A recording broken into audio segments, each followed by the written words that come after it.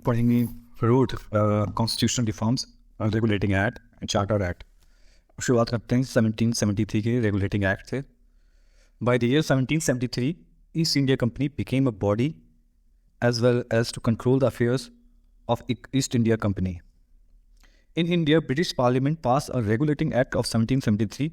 This was the first attempt to control East India Company by British government through this act. ये regulating act of 1773 एक पहला कदम था east India company को control करने का by British parliament. And through this act क्या चीज़ें changes हुई। पहला तो ये हो गया, पहले जो बंगाल का गवर्नर था उसे अब गवर्नर जनरल ऑफ बंगाल को गवर्नर जनरल ऑफ बंगाल कहने लगे। और ऐसे पहले गवर्नर जनरल ऑफ बंगाल थे एरिन हेस्टिंग, एंड उसको असिस्ट करने के लिए 4 मेंबर्स दिए और उसे कहा गया एक काउंसिल करेंगे जो कि मैटर्स ऑफ इंपॉर्टेंट मैटर्स के लिए गवर्नर जनरल को ये 4 मेंबर्स उनको सलाह देंगे, एडवाइस देंगे, मगर उनकी ज़्यादा कुछ सुनी नहीं जाएगी क्योंकि गवर्नर जनरल ऑफ बंगाल के पास वीटो पावर था। उसके साथ एक चेंज और हुआ, सुप्रीम कोर्ट वॉज स्टेब्लिश्ड। कहाँ पे हुआ? कलकत्ता में। और Elijah Impey as a first chief justice of India बनी। The power of governor general in council to supervise and control Bombay and Madras presidencies in matters of peace and war. एक power और मिल गई गवर्नर जनरल इन काउंसिल को। Governor general होंगे 4 बंदे को, 4 चेयरों को, कि वो सुपरवाइज एंड कंट्रोल कर पाएंगे बॉम्बे और मद्रास प्रेसिडेंसी का। जब इन matter of peace and war कोई अगर जंग होती है, कोई समझौता करना है, उस पर वो उसको सुपरवाइज करेगा governor general of Bengal. Bombay और मद्रास प्रेसिडेंसी को भी कंट्रोल करेगा। अब 3 जगह पे उसका कंट्रोल हो गया। पहला तो हो गया बंगाल पे, दूसरा बॉम्बे, देन मद्रास प्रेसिडेंसी। देखा जाए तो बहुत इंपॉर्टेंट पावर सेंटर्स थे ये। ठीक है, ये था। बात करते हैं, ये बात हो गई रेगुलेटिंग एक्ट ऑफ 1773 की। फिर उसके उसके करीब 10 साल बाद ही आया पिस एंड इंडिया एक्ट 1784। इसने क्या काम किया? इसने पिस इंडिया, ये भी एक रेगुलेट करने का ही एक्ट था। इसने क्या किया कि एक बोर्ड ऑफ कंट्रोल को इस्टेब्लिश किया, और बोर्ड ऑफ कंट्रोल्स के मेंबर होंगे, सेक्रेटरी ऑफ स्टेट होगा, एक चांसलर ऑफ एक्सचेकर होगा, और 4 मेंबर्स तो प्रीवी काउंसिल के 4 मेंबर होंगे। ठीक है, ये सिर्फ काम हुआ था सिर्फ ईस्ट इंडिया कंपनी के जो अफेयर्स थे उनको कंट्रोल करने के लिए। अब एक काम और हो गया कि जो 4 मेंबर्स से घटा के उनको काउंसिल को 3 कर दिया गया। तो इसको गवर्नर जनरल बंगाल को मोर पावरफुल बनाने के लिए। इसके बाद आया चार्टर एक्ट ऑफ 1793। 1793 कुछ नहीं था, इस चार्टर एक्ट के थ्रू ये पावर मिली 20 साल तक और रूल करने को कह सकते हैं, और या फिर कंपनी को ट्रेड करने के लिए 20 साल तक की और अनुमति मिल गई इंडिया में और ईस्ट इंडीज में, इंक्लूडिंग इंडिया। ठीक है, अब बात करते हैं चार्टर। अब इंपॉर्टेंट एक्ट शुरू हो रहे हैं। Charter act of 1813। Another charter act was pass in 1830। उसने क्या काम किया? चार्टर एक्ट ऑफ 1813 ने जो मोनोपोली थी ईस्ट इंडिया कंपनी की ट्रेड करने की, उसे ख़त्म कर दिया। एक्सेप्ट मगर उनको अलाउ किया टी में ट्रेड कर सकते हैं और चाइना के साथ ट्रेड कर सकते हैं। और इस एक्ट के थ्रू एक काम और हुआ, एजुकेशन के पर्पस के लिए 1 lakh was allotted to spread of education in India. ये इसके पीछे भी एक चाल थी ईस्ट इंडिया कंपनी के ऑपरेटर्स की कि वो चाहते थे कि ऐसे वर्क फोर्स तैयार करने के लिए जो कि स्लेव वर्क फोर्स, जो कि उनकी लैंग्वेज समझ सके, उनकी इंग्लिश भाषा का अंग्रेज़ी भाषा को जान सके और उनके लिए ही काम कर सके, इसलिए ये काम हुआ था। अब चार्टर एक्ट ऑफ 1833 की बात करते हैं। चार्टर एक्ट ऑफ 1833 के ने गवर्नर जनरल ऑफ बंगाल को गवर्नर जनरल ऑफ इंडिया, अब ना जो बंगाल को जो गवर्नर जनरल ऑफ बंगाल को अब हम लोग कहने लगेंगे गवर्नर जनरल ऑफ इंडिया, पूरे इंडिया का गवर्नर जनरल हो गया। और ऐसे पहले गवर्नर जनरल थे Lord William Bentinck, became first governor general of India. इस एक्ट ने complete end of monopoly of east India company कर दी। अब वो टी में भी ट्रेड नहीं कर सकते और चाइना के साथ नहीं ट्रेड कर सकते, बिल्कुल खत्म ही कर दिया इस चार्टर एक्ट ऑफ 1833 ने। और एक चीज़ और शुरू हो गया, legalization of decentralization. More powers, अब जो सेंट्रलाइज पावर थी उसमें थोड़ी बहुत ढील और छूट देना शुरू कर दिया। अब चार्टर एक्ट ऑफ 1853 के बारे में बात करेंगे। 1853 charter act of 1853 was pass but not for specific purposes. लेकिन एक पॉइंट हुआ वहाँ पे, एक काम हुआ कि इंडियन सिविल सर्विसेज जो थी वो होगी अब थ्रू कॉम्पिटिटिव एग्जाम। और एक काम दूसरा काम ये हुआ था, inclusion of additional members in governor general in council which was to act as legislative council. जो गवर्नर जनरल की काउंसिल थी उसमें एडिशनल मेंबर्स का एडिशन हो गया, ये हुआ 1853 में।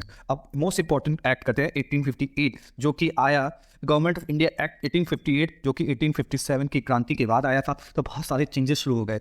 1857 की क्रांति के बाद, जो रेवोल्यूशन के बाद ब्रिटिशर्स को लगने लगा कि अब ये कंपनी नहीं खेला जाएगा, अब पूरा कंट्रोल अपने हाथों में क्वीन ने ले लिया, क्वीन ऑफ इंग्लैंड ने, और वो कहीं कंपनी के साथ खेलेंगे तो हमको बहुत लॉस हो सकता था, हमको जो मोस्ट प्रॉफिटेबल कॉलोनी के खो सकते हैं। इसलिए उन्होंने ये एक्ट पास किया 1850, government of India act of 1858, to take total control over India by the queen of England. तो अब स्ट्रक्चर ऐसा है कि पिरामिड इमेजिन करिए, पिरामिड के ऊपर बैठी है क्वीन, बीच में है वाइस रॉय और बेस में है प्रोविंशियल गवर्नर्स। वाइस रॉय के ऊपर हैं सेक्रेटरी ऑफ स्टेट जो कि मेंबर ऑफ ब्रिटिश कैबिनेट होंगे, और SOS किसको रिपोर्ट करेगा? इंडिया डिपार्टमेंट, और India department was headed by PM, council of ministers by PM। वो क्वीन को, उसको इंडिया डिपार्टमेंट क्वीन को सारी बातें बताएगा। ये था स्ट्रक्चर। वाइस रॉय के ऊपर SOS के ऊपर इंडिया डिपार्टमेंट, उसके ऊपर queen. This was a unitary form of government. कहा गया कि यूनिटरी फॉर्म ऑफ गवर्नमेंट है। All the power and authority in India was vested on governor general और viceroy and his council. एक बात और है, गवर्नर जनरल ऑफ इंडिया की जगह वाइस रॉय ऑफ इंडिया कहना शुरू कर दिया जाएगा। एबॉलिशन ऑफ कंपनी रूल्स, ये तो मैंने बता दिया, पूरी तरीके अंत हो गया कंपनी का रूल का, अब क्वींस रूल स्टार्ट हो गया। Making governor general of India को वाइस रॉय बना दिया गया। फर्स्ट सेक्रेटरी ऑफ स्टेट कौन थे? Charles Wood. ये सब बातें याद रखने वाली हैं। लॉर्ड कैनिंग थे फर्स्ट वाइस रॉय। और दूसरा तीसरा एक पॉइंट था इसी में 1858 में कि governor and his council enjoyed absolute right to enact laws. उनको एब्सोल्यूट पावर मिल गई थी लॉ बनाने की, कानून बनाने की, मतलब किसी भी तरीका कानून वो बना सकते थे। इससे ये पता चलता है कि there was no separation of power between the executive and the legislature. People's participation in the process of law making was totally neglected, और जीरो था पीपल का पार्टिसिपेशन लॉ मेकिंग प्रोसेस में। अब बात करते हैं India council act of 1861। It was based on restricted participation of the Indian. Restricted participation थे, कम से कम पार्टिसिपेशन था। In the first place the act of 1861 added to the viceroy executive council. Viceroy के एग्जीक्यूटिव काउंसिल में एक पांचवा member add किया गया जो कि लीगल प्रोफेशन से होगा। इसमें से एक पोर्टफोलियो का जन्म भी 1861 में हुआ था। The act empowered viceroy to make rules for the more convenient transaction of affairs in the council. और इस पावर को यूज़ करते हुए कैनिंग ने पोर्टफोलियो सिस्टम बनाया जिसके तहत कि काउंसिल्स को अब एक एक डिपार्टमेंट दे दिए गए। And this led the formation of cabinet form of government in India.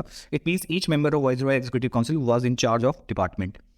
For the purpose of law making, the Viceroy's Executive Council was expanded. अभी तो डिपार्टमेंट था ये सब काम करने के लिए, लॉ मेकिंग के लिए। उसमें अब एक गवर्नर जनरल वाइसरॉय के एग्जीक्यूटिव काउंसिल को दो पार्ट में कर दिया। एक इनर सर्कल था, उसे कहते हैं, उसमें 15 मेंबर्स होंगे। एक आउटर सर्कल होंगे जिसमें नॉमिनेटेड मेंबर्स होंगे जो कि 6 से कम नहीं हो सकते, 12 से ज़्यादा नहीं हो सकते। ये था उसका outer circle of viceroy executive councils for the. और एक चीज, establishment of legislative councils, Madras, Bombay और बंगाल में भी लेजिस्लेटिव काउंसिल का एस्टेब्लिशमेंट हो गया। इनर सर्कल की बात करते हैं। Distribution of department for the first time portfolio system भी जो कि लॉर्ड कैनिंग ने लागू किया था। Beginning of ministerial form of governments की शुरुआत हुई इनर सर्कल। आउटर सर्कल की बात करें जो वाइसरॉय का एग्जीक्यूटिव आउटर सर्कल काउंसिल हो गया, उसे लॉ मेकिंग काउंसिल भी कहा जाएगा। इसमें एडिशनल नॉमिनेटेड मेंबर्स भी होंगे जो कि 6 से कम नहीं हो सकते, 12 से ज़्यादा नहीं हो सकते। और देख सकते हैं ये अभी it is similar to legislative councils. Legislative council अभी हम कई सारे स्टेट में अभी भी इंडिया में है। जो विधान सभा है वो तो लेजिस्लेटिव असेंबली हो गया, तो लेजिस्लेटिव काउंसिल है विधान परिषद उसे कहते हैं। Some of the Indians were appointed for the purpose of law making. और एक पार्ट और एक चीज़ और शुरुआत होगी डिसेंट्रलाइजेशन के, मतलब जो कि पावर कॉन्सेंट्रेटेड थी गवर्नर जनरल के पास सारी पावर थी, गवर्नर वाइसरॉय के पास। अब वो पावर धीरे धीरे प्रोविंशियल गवर्नर्स को भी मिलना शुरू हो गई कि पावर का डिवोल्यूशन शुरू हो गया। Act restored the legislative powers of the law making and amending laws to the provinces को पावर मिल गई लॉ मेकिंग के लिए। दूसरा बात ये हुई legislative councils were established in provinces. कहाँ पे? बंगाल में 1862 में, यूपी में 1866 में और पंजाब में 1897 में। Positive importance of the act क्या था? Beginning of representative form of government where few of Indians were nominated in his outer circle to enact laws. Faint and unclear division है power, division of power था between किसमें? कार्यकारी executive and legislature. Process of law making was handed over to legislative council. जो कि law में कानून बनाने का अधिकार था उसे लेजिस्लेटिव काउंसिल को मिल गया। अब बात करते हैं critics of act of 1861। The act is in no way established representative form of government in India on the model of England. दूसरी पॉइंट है legislative councils were under direct control of executive. Viceroy enjoy the right to veto, absolute power was in the hands of viceroy. Indian act council act of 1892 की बात करेंगे। This act dealt exclusively with powers and functions compositions of legislative councils in India. Outer circle की में enlargement की बात करेंगे, उसके expansion की बात करेंगे, और आउटर सर्कल की बात करता है इंडियन काउंसिल एक्ट ऑफ 1892. इसमें कहा गया कि जो नॉमिनेटेड मेंबर्स हैं वो 10 से ज़्यादा और 16 से कम होंगे, 10 या 10 से ज़्यादा और 16 से कम होंगे.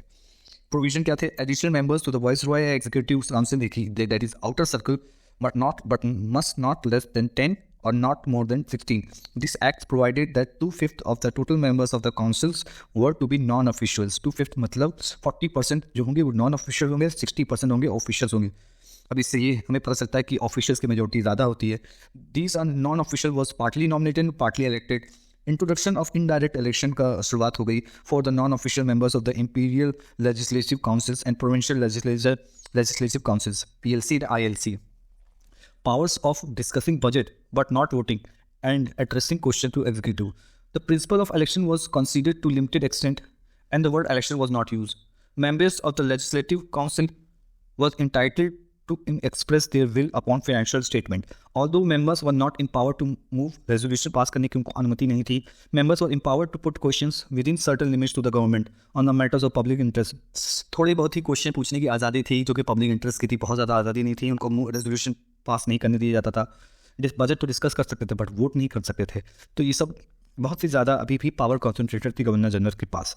इन regard to provincial legislature the act enlarge the number of additional member. Critics क्या थे 1892 के? Still no separation of power between executive and legislature, no use of election, limited electoral college, केवल कमीदार और अथॉरिटी वाले लोग, पैसे वाले लोग ही वोट कर सकते थे. Viceroy enjoyed that central control over executive की पूरा कंट्रोल वाइसरॉय को था. Reaction of Indian National Congress. For the Indian National Congress, provision of Act 1892 were insufficient. However, Congress had accepted whatever being offered to them by the Britishers. ये part 1 है.